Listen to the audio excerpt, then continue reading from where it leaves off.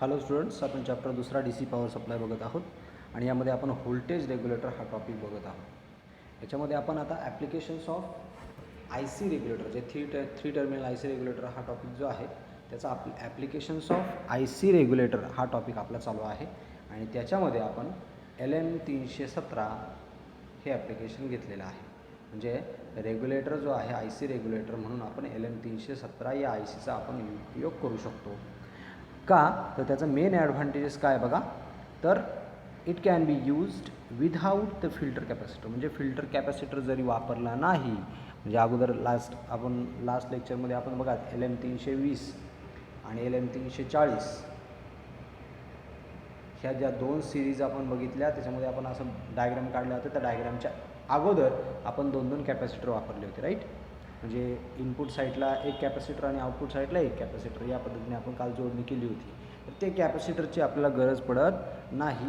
इतकं चांगलं आउटपुट हा LM317 रेग्युलेटर देतो. याचं जे काही लोड रेग्युलेशन असतं, लोड रेग्युलेशन आणि लाईन रेग्युलेशन ह्या दोन्हीही गोष्टी बेटर असतात. त्या बेटर परफॉर्मन्स देतो हा आय सी. ह्या दोन गोष्टींसाठी लोड रेग्युलेशन आणि लाईन रेग्युलेशन. म्हणजे काय, तर इनपुटमध्ये जरी फ्लक्च्युएशन्स झाले तरी आउटपुट कॉन्स्टंट देतो आणि लोड म्हणजे काय, लोड करंट जो आहे तो कमी जास्त झाला तरी आउटपुट कॉन्स्टंट देतो. या गोष्टीला आपण म्हणतो की बेस्ट लाईट आणि लोड रेग्युलेशन आहे. ठीक आहे. तर LM317 जो आहे तो बेस्ट लाईन आणि लोड रेग्युलेशन देतो. आणि त्याचा एक मेन ॲडव्हान्टेजेस सांगितलं की हा जो काही LM317 जो रेग्युलेटर आय सी आहे तो आपण विदाऊट द फिल्टर कॅपॅसिटरसुद्धा वापरू शकतो. म्हणजे त्या ठिकाणी आपण फिल्टर जरी नाही वापरला तरी तो काय देईल, आपल्याला आउटपुट कॉन्स्टंट देईल. ठीक आहे. आता हा जो का आपला आय सी आहे, जसं LM317 आपण LM340 आपण कशासाठी वापरलं की, तर positive series with positive plus variable type ऑफमध्ये वापरली होती किंवा फिक्स्डमध्ये पण वापरू शकतो तो. तसं LM320 आपण निगेटिव्हसाठी वापरत होतो, राईट. तसंच LM317 जी सिरीज आहे ती LM317 ही सिरीज आपण वापरतो बघा. आपण कशासाठी वापरतो, तर ही व्हेरिएबल सिरीज म्हणून वापरतो. म्हणजे याला आपण व्हेरिएबल किंवा ॲडजस्टेबल आउटपुट व्होल्टेज आपण करू शकतो. ॲडजस्टेबल रेग्युलेटर असंही आपण त्याला म्हणू शकतो. व्हेरिएबल रेग्युलेटर म्हणू शकता किंवा ॲडजस्टेबल रेग्युलेटर आपण या ठिकाणी म्हणू शकतो. LM317 हा फिक्स टाईपचा नाही, ही बेसिक गोष्ट समजून घ्या. ठीक आहे. डायग्रामवरून तुमच्या लक्षात येईल. कारण आपण जी काही ग्राउंड पिन असते तिथे 1 नंबरची पिन जी आहे ती ग्राउंड आहे बघा. तर ती पिन आपण कुठं जोडलेली आहे, रेजिस्टरला. या ठिकाणी रेजिस्टरला जोडली आहे, त्या अर्थी आपण काय म्हणतो त्याला, ॲडजस्टेबल किंवा व्हेरिएबल. आणि हेच जर आपण पिन ग्राउंड केली असती तर 1 नंबरची पिन जर आपण ग्राउंड केली असती तर आपण म्हटलं असतं काय, म्हणजे इकडे जर कनेक्शन नसतं, ही जर ग्राउंड केली असती एक पिन, तर आपण त्याला काय म्हटलं असतं, तर ती काय आहे, फिक्स टाईपची आय सी आहे, राईट. ठीक आहे. तर डायग्राममध्ये दाखवल्याप्रमाणे अशा पद्धतीने आपण त्याची जोडणी करू शकतो. कोणाची, LM317. बघा या ठिकाणी ट्रान्सफॉर्मर म्हणजे पूर्ण पॉवर सप्लाय दाखवलेला आहे. या ठिकाणी ट्रान्सफॉर्मर आहे. इथे तुम्ही ब्रिज रेक्टिफायर वापरलेला आहे, जो की काय करील, रेक्टिफायर जो की काय करील, ACचं पल्सेटिंग DCमध्ये कन्व्हर्जन करेल. या DCला प्युअर DCमध्ये कन्व्हर्जन करण्याचं काम हा कॅपॅसिटर करेल, बरोबर. या ठिकाणी वापरलेला आहे, तुम्ही वापरायचा आहे किंवा नाही वापरायचा आहे तो आपल्या हातामध्ये आहे. ठीक आहे. म्हणजे वापरू पण शकता आणि नाही वापरला तरी चालेल. हा प्युअर DCमध्ये कॅपॅसिटर कन्व्हर्जन करेल आणि LM317 आपल्याला काय करेल, 0 to 30 व्होल्टमध्ये आउटपुट कॉन्स्टंट देईल विथ बेटर लाईन रेग्युलेशन आणि लोड रेग्युलेशन. लाईन आणि लोड रेग्युलेशन जे आहे, म्हणजे इनपुटमध्ये जर ट्रान्सफॉर्मरच्या इनपुटला जर लाईन फ्लक्च्युएशन झालं 230 व्होल्ट इतकं पाहिजे कॉन्स्टंट, मात्र ते 150 व्होल्ट झालं किंवा 250 व्होल्ट झालं, असं याच्यामध्ये इन बिटवीन काही असू दे तरी त्याने आउटपुट व्होल्टेज काय दिलं पाहिजे, 0 to 30 व्होल्टमध्ये कॉन्स्टंट दिलं पाहिजे, राईट. मग हे 0 to 30 आपण जे म्हणतो आहे ते 0 to 30 आपण कसं चेंज करणार, तिथे जो काही पोटेन्शिओमीटर आहे किंवा व्हेरिएबल रेजिस्टर आहे तो आपण काय करणार, मूव्ह करणार. आणि जसजसा क्लॉकवाईज अँटी क्लॉकवाईज नाही का आपण आवाज कमी जास्त करतो एखाद्या TV चा किंवा रेडिओचा, त्या पद्धतीने तुम्ही नॉब जर फिरवला, हा R2 जर फिरवला तर त्या पद्धतीने आपल्याला 0, 1, 2, 3, 4, 5, 6 अप टू द 30 व्होल्टपर्यंत आपण आउटपुट कोणतंही चूज करू शकतो, ॲडजस्ट करू शकतो. तर अशा पद्धतीने आपण या ठिकाणी LM317चा वापर करू शकतो. त्याचे काही स्पेसिफिकेशन्स दिलेले आहेत. स्पेसिफिकेशन्स, तर ते कोणते आहेत बघा खालीलप्रमाणे. आकडा नंबर 1 हा ॲडजस्टेबल पॉझिटिव्ह आउटपुट देणारा रेग्युलेटर आहे. ॲडजस्टेबल पॉझिटिव्ह आउटपुट, ठीक आहे. पॉझिटिव्ह आउटपुट समजून घ्या अक्षर. पॉझिटिव्ह आउटपुट देणार आहे विथ रेंज जी आहे त्याची व्होल्टेजची रेंज जी आहे ती 1.25 व्होल्टपासून तर टू 37 व्होल्ट, ठीक आहे. 37 व्होल्ट. मी मग अशी फॉर एक्झाम्पल सांगत होतो की 0 to 30 व्होल्ट आपण असं म्हणून चालूयात. मात्र जर प्रॅक्टिकली आउटपुट घेतलं तुम्ही तर तुम्हाला तिथे 1.25 व्होल्टपासून तर टू कुठपर्यंत 37 व्होल्टपर्यंत म्हणजे 37 व्होल्टपर्यंत तुम्हाला आउटपुट मिळून जातं, ठीक आहे. नेक्स्ट दुसरं जे काही त्याचं स्पेसिफिकेशन्स आहे ते असं नाव आहे किंवा त्याला आपण म्हणूयात की मॅक्झिमम जो लोड करंट आहे, लोड करंट जो आहे, कारण लोड करंट खूप महत्त्वाचा आहे. म्हणजे तो आउटपुट किती करंट देईल तर आउटपुट तो करंट देईल 1.5 अँपियर. काल पण आपण जे दोन्ही सिरीज बघितली होती 340 LM340 आणि LM320 या दोनही आयसींची रेंज जी आहे किंवा लोड करंटची रेंज जी आहे ती एवढीच होती 1.5 अँपियर, 1.5 अँपियर, ठीक आहे. त्यानंतर नेक्स्ट तिसरं स्पेसिफिकेशन जे आहे ते आहे लाईन रेग्युलेशन. म्हणजे लाईन रेग्युलेशन किती देतो आहे बघा. लाईन रेग्युलेशन इज ओनली, त्याला लाईन रेग्युलेशनातला सोर्स रेग्युलेशन असं म्हणतात, SR इन पर्सेंटेज, ठीक आहे. हा पर्सेंटेजमध्ये असतो. जर हा बघितला आपण तर तो फक्त असतो 0.01%. म्हणजे काय बघा, म्हणजे काय तर तो फ्लक्च्युएट होतो. समजा जर 1 व्होल्ट जर चेंज झालं इनपुट, बघा इनपुट जर 1 व्होल्टने चेंज झालं तर तो आउटपुटमध्ये इतका चेंज होईल. किती चेंज होईल तर 0.01 व्होल्ट इतका चेंज होईल, राईट. समजा जर तो 10 व्होल्टने चेंज झाला म्हणजे तुमचं इनपुट पाहिजे असेल 230, ठीक आहे. मात्र जर तिथं 220 झालं किंवा 200 काय म्हणूया आपण 240 10ने वरती किंवा खाली जर झाला तर आउटपुट तुमचं कितीने चेंज होईल तर 0.1 व्होल्टने चेंज होईल. म्हणजे आउटपुट तुमचं 5 व्होल्ट कॉन्स्टंट राहायला पाहिजे तर त्या ठिकाणी तो चेंज होऊन किती होईल, एकतर 0.1 होईल, राईट, किंवा 5.1 होईल किंवा 5.1 होईल किंवा 4.9 होईल, राईट. 220साठी 4.9 होईल आणि 240साठी 5.1 होईल. आले का लक्षात. आणि जर तो 100 व्होल्टने चेंज झाला, बघा 100 व्होल्टने चेंज झाला तर काय होईल या पर्सेंटेजनुसार. जर 1 व्होल्टला तो 0.01 इतका चेंज होतो आहे, 10 व्होल्टला 0.1, तर 100 व्होल्टला किती होईल तर तो 1 व्होल्टने चेंज होईल, राईट. कितीने चेंज होईल 1.0 व्होल्टने काय होईल तो चेंज होईल.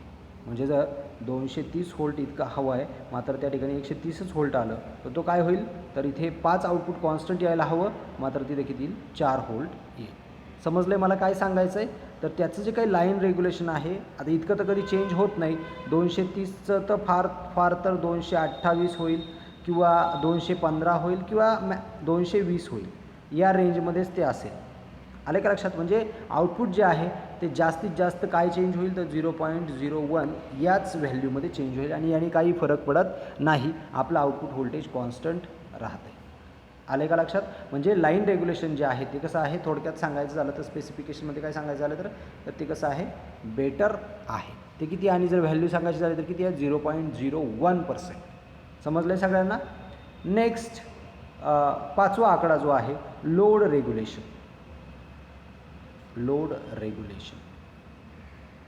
आता हे जे काही लोड रेग्युलेशन त्याला आपण म्हणतो LR इन पर्सेंटेज. तर हे लोड रेग्युलेशन जे आहे त्याची व्हॅल्यू आहे 0.1%. आता वरती सांगितल्याप्रमाणेच तुम्ही ते समजून घ्या. लोड रेग्युलेशन आलं लक्षात. म्हणजे काय तर IL चेंज झाला तर आउटपुट चेंज होईल. किती प्रमाणे तर 0.1 इतकं. समजलं आहे सगळ्यांना. तर अशा पद्धतीने त्याचे वेगवेगळे स्पेसिफिकेशन्स आहेत. परत एकदा बघून घेऊया स्पेसिफिकेशन.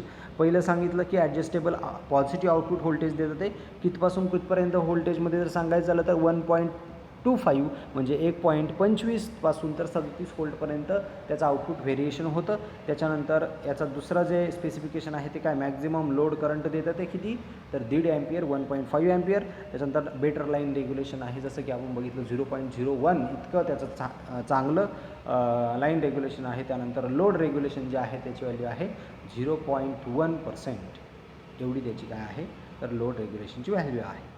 ठीक आहे, समजलं आहे सगळ्यांना. LM317 आणि हा चांगल्या प्रकारे रिपल रिजेक्ट करतो, हेही तुम्ही स्पेसिफिकेशनमध्ये सांगू शकता की eliminates very good ripple rejection, ripple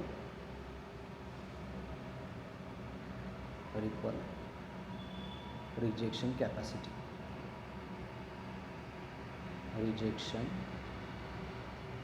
म्हणजे काय, तर हा जो काय आहे याची जी काही रिपल रिजेक्शन कॅपॅसिटी जी आहे ती खूप चांगली आहे. ठीक आहे, समजलं आहे सगळ्यांना. तर अशा प्रकारे आपण LM317 हा जो टॉपिक आहे तो आपण या ठिकाणी संपवलेला आहे. आता याच्यामध्ये एक प्रॉब्लेम विचारला जातो. LM317साठीचं जे आउटपुट व्होल्टेजचा जो काही फॉर्म्युला आहे तो लक्षात ठेवायचा आहे तुम्हाला. Output voltage is equal to 1.25, कारण हे आपलं स्टार्टिंग व्होल्टेज आहे म्हणून 1.25 in bracket 1 + R2 upon R1. आता याच्यामध्ये तुम्हाला एक प्रश्न विचारला जातो जे की आपण नेक्स्ट घेणार आहे. हा फॉर्म्युला तुमच्या लक्षात ठेवा.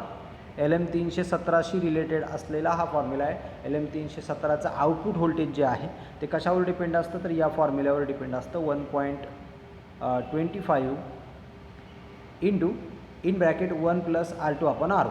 ठीक आहे, हा फॉर्म्युला नेहमी लक्षात ठेवा. याच्यावर एक प्रॉब्लेम विचारला जातो, जसं की एक प्रॉब्लेम आपण घेऊया त्या ठिकाणी.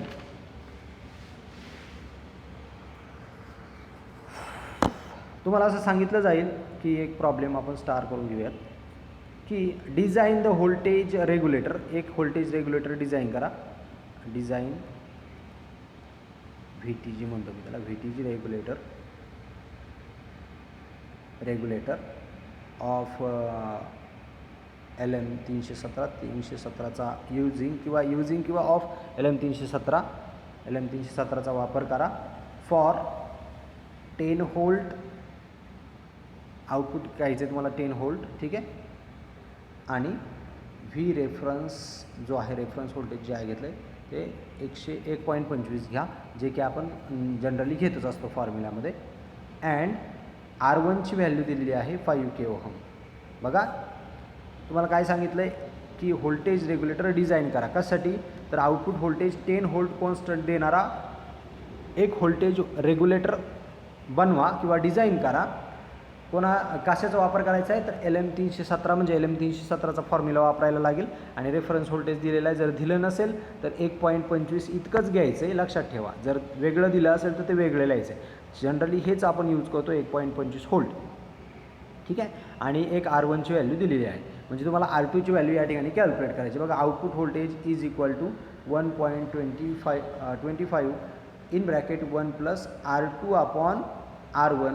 हा फॉर्म्युला आपण वापरतो. याच्यामध्ये R1ची व्हॅल्यू दिलेली आहे, त्यानंतर ही पण रेफरन्स व्होल्टेज दिलेलं आहे 1.25 आणि आउटपुट व्होल्टेजसुद्धा दिलेलं आहे. राईट, एवढं दिलेलं आहे. आपण डायरेक्टली व्हॅल्यू टाकायची ना R2ची व्हॅल्यू कॅल्क्युलेट करायची, म्हणजे आपण R2 रेजिस्टन्स हा किती वापरावा लागेल ते आपल्याला समजेल आणि आपण काय करू शकतो ते एक्झॅक्टली तुमचं आउटपुट 10 व्होल्ट क्रिएट करू शकतो. समजलं आहे. मग 10 व्होल्ट हे आउटपुट व्होल्टेज दिलेलं आहे.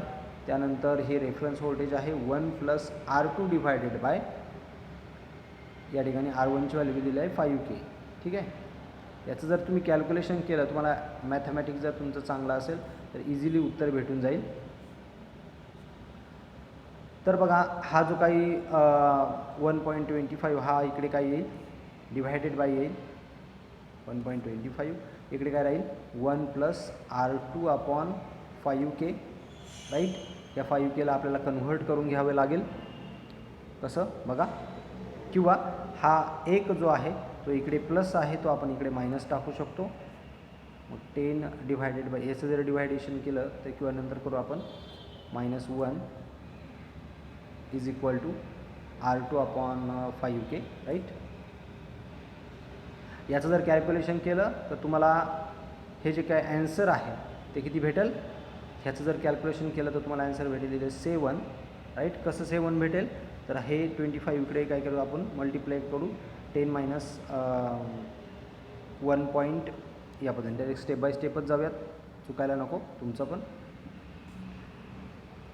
हा जो 1.25 आहे इकडे मल्टिप्लाय जर केला तर काय येईल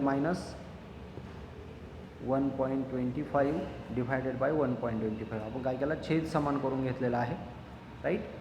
इज इक्वल टू पुढची व्हॅल्यू जी आहे ती R2/5K. आता याला जर कॅल्क्युलेशन केलं तर याचं उत्तर येईल आय थिंक 8.75 आणि त्याला जर भागी गेले 1.25 केला तर त्याचं उत्तर येतं 7 डिवायडेड बाय R2/5K. आणि हा 5K जो आहे तो इकडं मल्टिप्लाय जर केला तर R2ची व्हॅल्यू भेटेल तुम्हाला. R2 इज इक्वल टू 7×5 = 35 म्हणजे 35K ओहम हा तुम्हाला काय भेटलेला आहे, R2 भेटलेला आहे. मग जी काय आपण मगाशी डायग्राम ड्रॉ केलेली बघा या ठिकाणी, ही जी काही डायग्राम आपण ड्रॉ केलेली होती तर त्या डायग्राममध्ये आपल्याला आउटपुट व्होल्टेज या ठिकाणी दिलं होतं 10 व्होल्ट, म्हणजे 10 व्होल्ट कॉन्स्टंट ठेवण्यासाठी तुम्हाला R1 आणि R2 डिझाईन करायचा होता. त्याच्यातला R1 आपण अज्युम केला होता किंवा दिला असेल 5K, तर R2ची व्हॅल्यू किती असेल तर ती असेल 35 किलो ओहमचं तुम्हाला काय करायला लागेल, रेजिस्टन्स या ठिकाणी वापरायला लागेल. आलं का लक्षात. तर अशा प्रकारे तुम्हाला एखादा प्रॉब्लेम विचारला जाऊ शकतो जो की कशावर डिपेंड असतो, तर या फॉर्म्युल्यावर डिपेंड असतो. Output voltage is equal to 1.25 × 1 + R2/R. समजलं आहे सगळ्यांना. तर या ठिकाणी LM 317 हा टॉपिक संपलेला आहे, ठीक आहे. या ठिकाणी आपण थांबतोय आणि हा जो टॉपिक होता हा आपल्या चॅप्टरचा शेवटचा टॉपिक होता. याच्यानंतर आपल्याला या चॅप्टरमधला SMPS नावाचा एक किंवा टॉपिक आहे. हा टॉपिक जो आहे तो 25% लेस झालेला आहे. मात्र जर सांगायचं जर झालं SMPSबद्दल तर SMPSचा फुल फॉर्म असतो स्विच मोड पॉवर सप्लाय. जसं रेग्युलेटर काम करतो आउटपुट व्होल्टेज कॉन्स्टंट देण्याचं, त्याच पद्धतीने हा सुद्धाही आउटपुट देतो आहे. जर तुम्ही डायग्रॅमॅटिकली जर बघायचं झालं तर त्याची डायग्रॅम या पद्धतीने असते. मी 2 मिनटात तुम्हाला एक्सप्लेन करतो. हा आपल्याला नाही आहे, पण एक तुम्हाला आपल्याला सिलेबसला नाही आहे, आता तो एक्झामला तुम्हाला येणार नाही, मात्र सिलेबसमध्ये आहे. मग आपण थोडासा त्याच्याबद्दल समजून घेऊयात की नक्की तो कसा वर्क करतो, ठीक आहे. इथे असतं पल्स जनरेटर. मी पल्स जनरेटर शब्द लिहित नाही पूर्ण. आणि हे आउटपुट जे आहे ते पुन्हा फीडबॅक देऊन इकडे घेतलेलं असतं. म्हणजे आउटपुट इथे आहे, ते आउटपुट पुन्हा एकदा काय केलं जातं, रिटर्न परत इनपुटकडे पाठवलं जातं आणि इनपुट काय केलं जातं, आउटपुट जे आहे ते पुन्हा कॉन्स्टंट ठेवण्यासाठी मदत केली जाते. बघा हे पल्स जनरेटर जो आहे तो अशा पद्धतीने पल्स आउटपुट जनरेट करत असतो. आता कोण कोण काय करतो आहे बघा SMPSमध्ये या पद्धतीने आपण एक ट्रान्झिस्टर म्हणजे काय आपण म्हणूयात लास्ट लेक्चरमध्ये आपण ट्रान्झिस्टराइज रेग्युलेटर बघितलं होतं, त्याच्यामध्ये आपण सिरीज पास एलिमेंट बघितलं होतं, राईट. तर हा सिरीज पास एलिमेंट आहे ट्रान्झिस्टर. आणि हा जो काही ट्रान्झिस्टर जो असतो तो खूप म्हणजे इथे स्विच म्हणून तो वापरलेला आहे. हा जो ट्रान्झिस्टर वापरलेला आहे हा स्विच म्हणून वापरलेला आहे, जो की 20K हर्ट्ज इतक्या फ्रिक्वेन्सीला वर्क करत असतो. 20K हर्ट्ज इतक्या फ्रिक्वेन्सीला वर्क करत असतो म्हणजे खूप फास्टली तो वर्क करत असतो. 20K हर्ट्ज म्हणजे काय, तर एका सेकंदामध्ये जवळजवळ 20K इतक्या फ्रिक्वेन्सीने तो वर्क करत असतो. म्हणजे तो ऑन ऑफ इतक्या फास्टली होत असतो. म्हणजे तो आपण जसं अगरबत्ती जर अंधारात जर गोल गोल फिरवली तर त्या ठिकाणी आपल्याला सर्कल दिसतं, त्या ठिकाणी आपल्याला अगरबत्ती फक्त एक पॉईंट दिसत नाही त्या अगरबत्तीचा, जळालेल्या अगरबत्तीचा. मात्र जर तुम्ही गोल सर्कलमध्ये जर फिरवली तर ती तुम्हाला पूर्ण सर्कलमध्ये दिसते, राईट. सर्कल दिसतं त्या ठिकाणी, तुम्हाला एक अगरबत्तीचा डॉट दिसत नाही. त्याच पद्धतीने इतक्या फास्टली तो जो काही ट्रान्झिस्टर आहे तो स्विच मोड म्हणून ॲक्ट होत असतो, ठीक आहे. आता बघा ह्याचं वर्किंग कसं चालतं. या ठिकाणी इंडक्टर वापरलेला आहे, कॅपॅसिटर वापरलेलं आहे. का तर आउटपुट जे आहे ते एकदम स्टेबल येण्यासाठी. इथे पल्स जनरेटर जो आहे तो का वापरलेला आहे, कारण तुम्हाला ट्रान्झिस्टरला म्हणजे हा ट्रान्झिस्टर ड्राईव्ह करण्यासाठी तुम्हाला काय करावं लागेल, इथे पल्सेस जनरेट करायला लागतात, ठीक आहे. आता हा जो काही ट्रान्झिस्टर आहे तो केव्हा ऑन होणार, ज्यावेळेस ही सायकल जी आहे ती पॉझिटिव्ह असणार म्हणजे 1 असणार त्यावेळेस. इथे बघा सायकल जी आहे ती 0 आणि 1 फॉर्मॅटमध्ये आहे. 0 आणि 1 फॉर्मॅट तुम्हाला समजतो, राईट. तर इथे आहे 0 फॉर्मॅट, इथे आहे 1 फॉर्मॅट, राईट. 1 0 म्हणजे 1 साठी तो काय होईल, ऑन होईल, या ठिकाणी ऑफ होईल, ऑन ऑफ. अशा पद्धतीने एका सेकंदामध्ये तो काय करेल, जवळजवळ 20,000 वेळा तो काय होईल, ऑन ऑफ होईल. आले का लक्षात? म्हणजे इतक्या फास्टली तो काय होईल, ऑन ऑफ होईल आणि तुम्हाला आउटपुट देईल. ठीक आहे. म्हणजे हे पल्सेस जनरेटरवर असतो आणि पल्स जनरेटरची फ्रिक्वेन्सी आहे 20 kHz इतकी फ्रिक्वेन्सी आहे. म्हणजे तो काय होईल, तितक्या फास्ट स्विचली ऑन ऑफ होईल. आता हा जो काही इनपुट जे आपण देणार आहे ते इनपुट जर या पद्धतीचं असेल,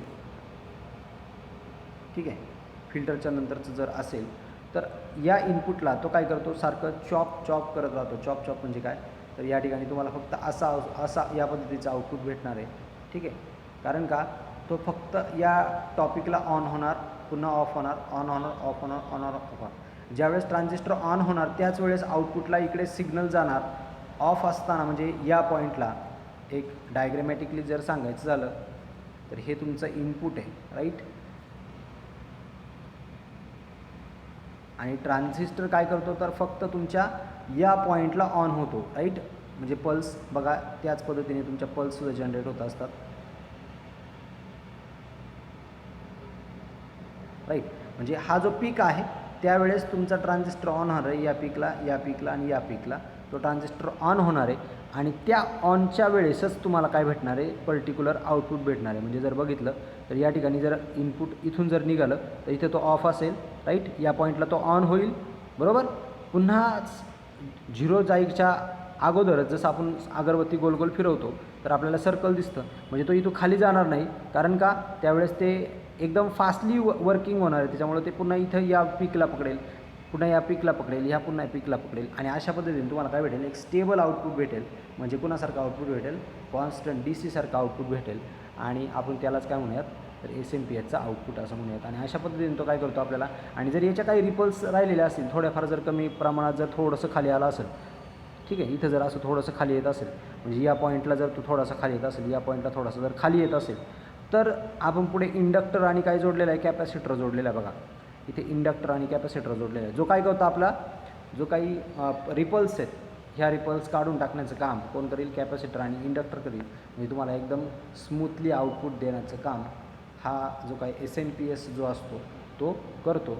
समजलं सगळ्यांना. इथे डायोड वापरलेला आहे, कारण समजाच जर ब्रेक व्होल्टेज जर किंवा बॅक EMF जर जनरेट झालं, कारण इथे काही इंडक्टर जोडलेला आहे, इंडक्टरमध्ये काय तयार होतं, तर मॅग्नेटिक फील्ड तयार होतं आणि हे मॅग्नेटिक फील्ड पुन्हा एकदा रिटर्न या थ्रू असं रिटर्न येऊ शकतं. म्हणून त्याला ग्राउंड करण्याचं काम कोण करेल, तर हा इथला डायोड करेल. म्हणजे याचं बॅक किंवा त्याला आपण बॅक किक असं म्हणतो, बॅक किक. कारण का, व्होल्टेज इकडून इकडं जात असतं, या साईडला असं फ्लो होत असतो आणि ज्यावेळेस तुमचा ट्रान्झिस्टर ऑफ होतो, ऑफ झाल्यानंतर याच्यामध्ये मॅग्नेटिक फील्ड क्रिएट होतं, मॅग्नेटिक फील्ड तयार असतं, ते तयार झालेलं परत त्या कॉईलला लिंक होतं आणि तिथं परत व्होल्टेज क्रिएट होतं. ते व्होल्टेज इकडे बॅक येऊन ट्रान्झिस्टरला काय करू शकतो, डॅमेज करू शकतं.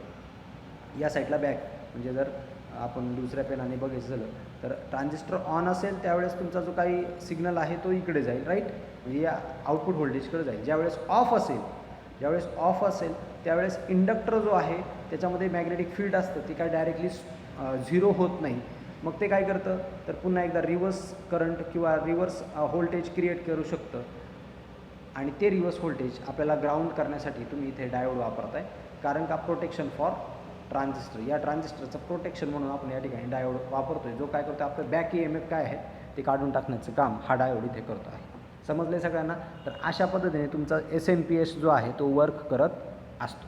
ठीक आहे. तर या ठिकाणी आपले DC पॉवर सप्लाय हा जो चॅप्टर आहे तो आपण संपवलेला आहे. या चॅप्टरमध्ये आपण काय काय बघितलेलं आहे आणि काय काय इम्पॉर्टंट आहे बघा. तर ह्या चॅप्टरमध्ये पहिला जो महत्त्वाचा टॉपिक होता त्याचं नाव होतं block diagram of DC power supply. ठीक आहे.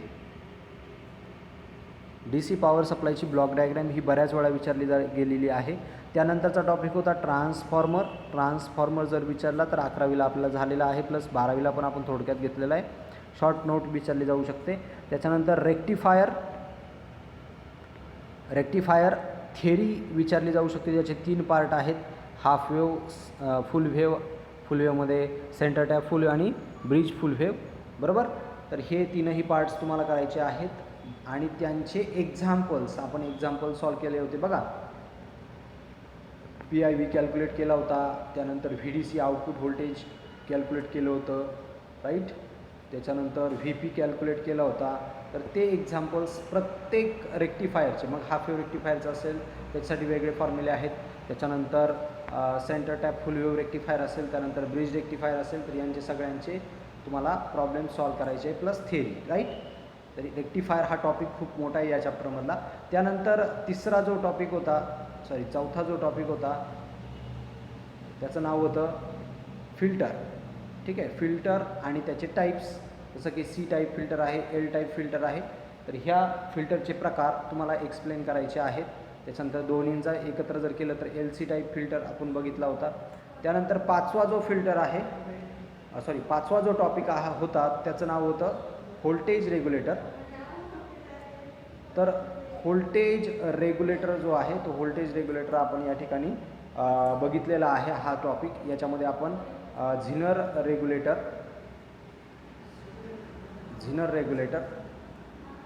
त्यानंतर झिनर रेग्युलेटर नंतर आपण ट्रान्झिस्टराइज रेग्युलेटर बघितला होता. ट्रान्झिस्टराइज रेग्युलेटर